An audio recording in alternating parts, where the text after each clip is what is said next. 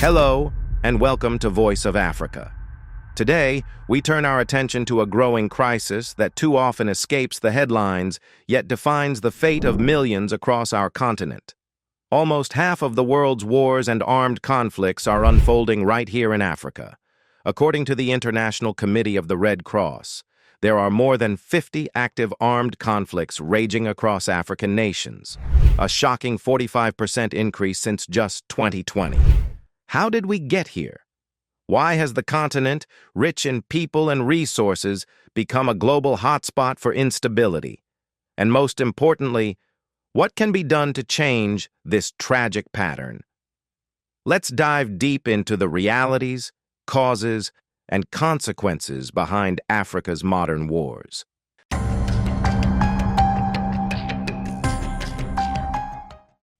And the strength that still shines beneath the suffering. Africa stands as one of the most resource-endowed regions on the planet.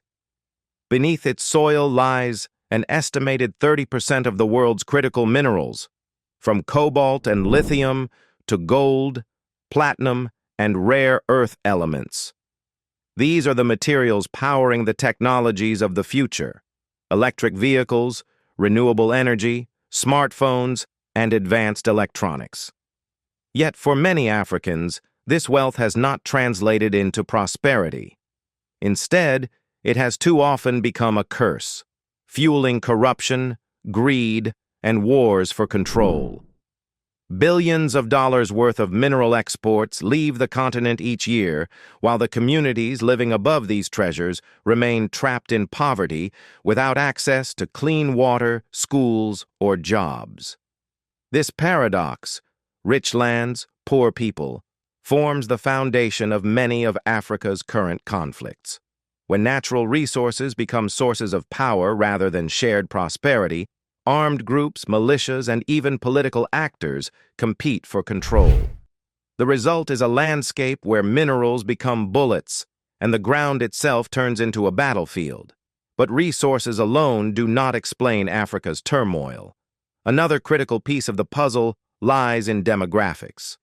Africa has the youngest population in the world, a dynamic force of over 1.4 billion people, most under the age of 25. This youth should be Africa's greatest asset, capable of driving innovation, agriculture, entrepreneurship, and leadership for generations to come. However, when opportunity is scarce, the same energy that could build nations can instead be turned against them. Across the continent, millions of young people face unemployment or underemployment. Many live below the poverty line, struggling to feed themselves or their families. Militant groups, extremists, and criminal organizations exploit that despair. They promise income, belonging, and power, often targeting young men who feel invisible to their governments. In many cases, joining a militia becomes less a choice of ideology and more a matter of survival. This cycle of poverty and recruitment continues to feed instability. A single armed group can ignite a chain of violence that spreads across borders and generations. Climate change is another silent driver of Africa's conflicts. As rainfall patterns shift and temperatures rise, the competition for natural resources intensifies. Rivers dry up, pastures shrink, and fertile land becomes scarce. Farmers, herders, and communities are pushed into clashes over water and soil that once sustained them. In the Sahel and around the shrinking Lake Chad basin, shared by Cameroon, Chad, Niger, and Nigeria, the situation is especially dire. Decades of drought and desertification have eroded livelihoods, forcing millions to migrate. Boko Haram and other extremist movements have exploited this crisis, recruiting from desperate populations who have lost both land and hope. Environmental change does not just destroy crops, it destroys the fragile peace that keeps communities together. And as each drought deepens, the struggle for survival becomes a struggle against one another. Then there are the political dimensions: corruption, poor governance, and foreign interference that continue to destabilize African societies. In too many countries, elections become battlegrounds instead of democratic celebrations. Power is hoarded rather than shared, and leaders cling to office while institutions weaken. This creates a perfect storm. People lose trust in their governments, protests are suppressed, and armed movements emerge to fill the void. Meanwhile, external powers, hungry for resources or influence, add fuel to the fire through covert operations, proxy groups, or exploitative trade deals. As a result, conflicts that start as local disputes often evolve into regional or even international crises. The continent becomes the chessboard, and ordinary Africans become the pawns. The human cost of all this is staggering. More than 45 million Africans have been forced from their homes by war and violence. That represents over 1/3 of the world's displaced people, an unimaginable toll. Take Sudan, for example. What began as a political power struggle has now spiraled into the world's largest displacement crisis. Over 14 million Sudanese, roughly 1 in every 3, have been uprooted. Families who once lived side by side in peace now survive in makeshift shelters, uncertain whether they will ever return home. In the Democratic Republic of the Congo, the mineral-rich eastern provinces have again become a battlefield. The M23 rebel group's resurgence has reignited a war that has killed at least 7,000 people in recent months. Over 7 million Congolese are now internally displaced, enduring hunger, disease, and insecurity in camps far from the lands they once farmed. Across the Horn of Africa, Somalia continues its long fight against the Al-Shabaab insurgency, a conflict now stretching over 16 years. Nearly 1 in 4 Somalis has been forced to flee.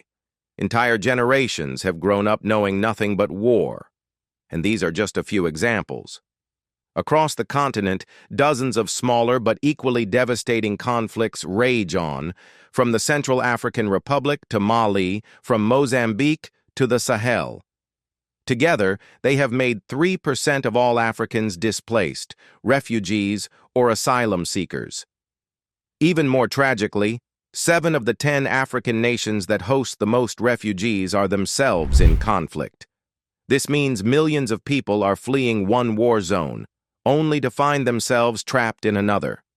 The humanitarian burden of these crises is overwhelming.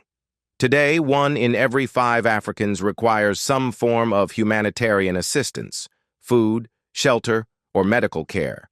Yet the international response remains painfully inadequate. In 2024, humanitarian appeals for Africa were funded at only 40% of the amount needed. That means millions go without food aid, hospitals run out of medicine, and refugee camps overflow without proper sanitation. In regions where aid trucks cannot reach, hunger becomes a weapon of war. For the countless families who have lost homes and loved ones, the world's silence feels like abandonment. While the global spotlight shifts elsewhere, Africa's cries for help grow louder, not for pity, but for partnership, respect, and the right to rebuild. Still, amid the darkness, the spirit of resilience persists. Across the continent, communities are finding local solutions to local conflicts.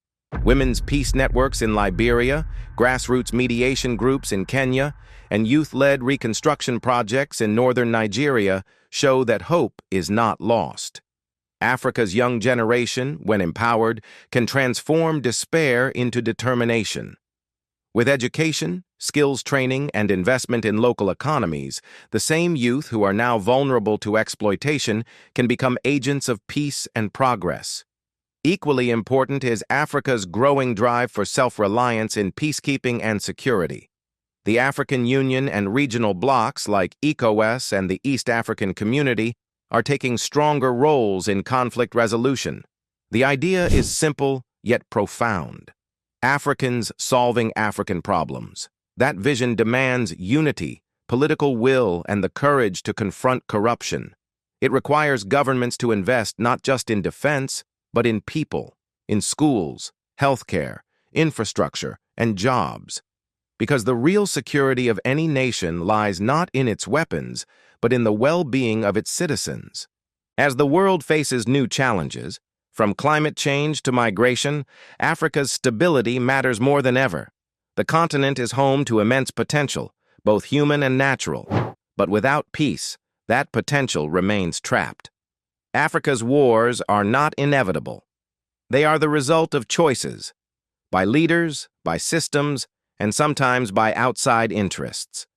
To end the cycle, those choices must change. The solution begins with justice, transparency, and inclusion. When leaders govern with integrity and citizens are given a voice, the seeds of peace can take root. When the youth have jobs, they no longer see the gun as their only opportunity. And when Africa controls its own resources, it can finally turn its mineral wealth into shared prosperity rather than shared misery. The time has come for the world, and for Africa itself, to stop looking away. The pain of Sudan, Congo, Somalia, and the Sahel is not isolated. It is the echo of a continent still fighting for its rightful peace. But peace is possible, and history shows that Africa's people, when united, can overcome even the deepest divisions. So as we close today's report, let's remember this. The story of Africa is not only a story of conflict, it's a story of resilience, courage, and renewal. The wars may dominate the headlines, but beyond the gunfire lies a continent still dreaming, still building, still believing in a better tomorrow. This is Voice of Africa. Thank you for watching, and if you believe Africa deserves peace, prosperity, and justice, please take a moment to like this video so more people can see it. Together, let's keep Africa's story alive, not as a land of endless wars, but as a continent rising toward unity and hope.